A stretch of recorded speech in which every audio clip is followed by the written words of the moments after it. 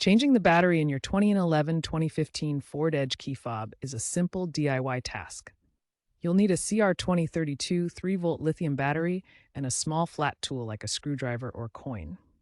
First, gather your tools and new battery. Then, insert the flat tool into the seam on the key end of the fob and gently twist to pop it open. Be careful not to damage the internal circuit. Next, note the battery's orientation with positive side up. Remove the old battery and insert the new one. Ensure it fits securely. Finally, snap the fob back together and test the buttons. The whole process should take about 5 to 10 minutes. If the fob doesn't work after the battery change, you may need to reprogram it using the vehicle's ignition. Avoid short-circuiting the battery terminals and recycle old batteries properly. Remember, this process applies to models with integrated key blades as well, where the battery is located in the fob half only.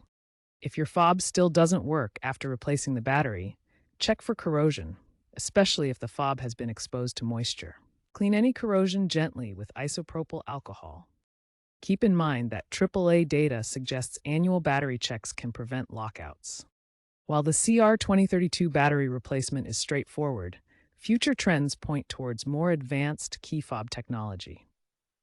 Expect to see a shift towards energy-efficient designs like kinetic energy harvesting fobs and hybrid lithium capacitor batteries for longer life. Eventually, physical key fobs may be phased out entirely in favor of digital keys via smartphones or wearables using NFC technology.